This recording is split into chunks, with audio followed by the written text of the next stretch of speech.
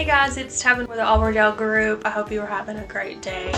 So today I want to talk to you a little bit about what's going on with the short-term rentals here in Chattanooga now that everything has been signed, all the laws are in place, all the restrictions are in order. The last video I did over short-term rentals was over a year ago and a lot has changed since then, so tune in. So as all of you know, back in I think 2021 now at this point, the city put a moratorium in place to try to figure out what was going on with short-term rentals. We had over, I believe, 1,500 people who were not licensed and permitted who was operating, and obviously the city was missing out on that tax revenue and was trying to figure out a win-win for both the city and the individuals who were operating to come to an agreement. So what ended up happening was we stayed in that moratorium for a long time. So at that point, I mean, we had people under contract to do short-term rentals. We had people who were fixing up properties to make them a short-term rental in the end. Most of those now are mid-term rentals,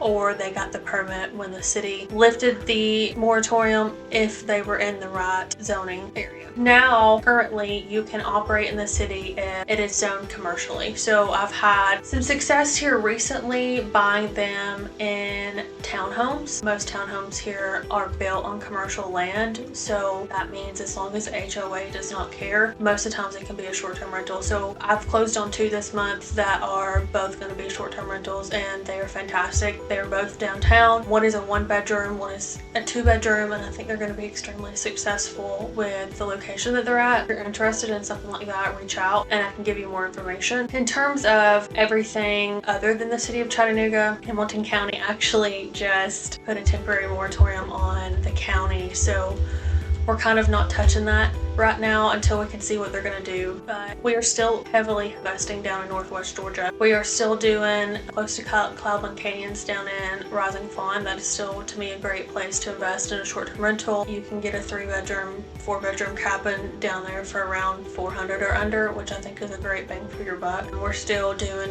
Rossville, which is close to downtown. So my office is in the south side area of downtown, and I can be in Rossville in about 5 minutes. So we're so close to that Georgia line that you can still invest in Rossville and still appeal to the downtown aspect of the short-term rental, which I think is really great. I've had people have really good success down in Chickamauga, Georgia, which could be a good area to look into if you're interested in that. Because some people, when they travel and they do Airbnb, they don't want to be right in the hustle and bustle of the city. So going about 20-25 minutes outside of that can be pretty lucrative sometimes. So we've also been doing a little bit in my hometown, which is McMinnville, Tennessee. It's about an hour and a half from here. There's a lot of waterfront property out that way, and it's a lot cheaper than here in Chattanooga. So now do not put that in there. So we've been doing a lot in McMinnville, Tennessee as well. It's actually where I'm from, so I'm very familiar with the area. And the reason that we've been, looking there and clients have been buying there is because it is the home of Rock Island, Tennessee, and that is a huge lake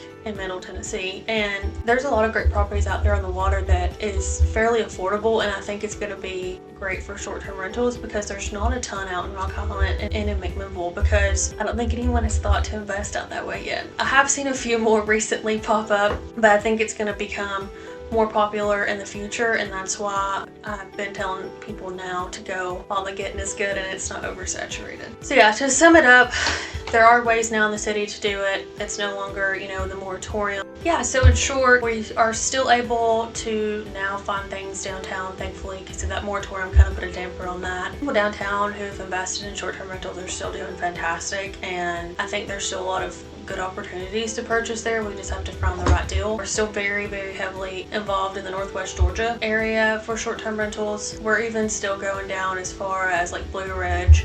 We're down in Rising Fawn. We're down in Chickamauga. A lot of great places down there to invest in. And I'm really liking the idea of being on the river in Middle Tennessee. There are some great houses there. They're affordable, and I think that area is really going to boom in the next few years for short-term rentals. So we are happy to find you a short-term rental. We're definitely happy to speak to you about, certain houses in certain areas. Just reach out and we will set up a consultation. Thanks, guys.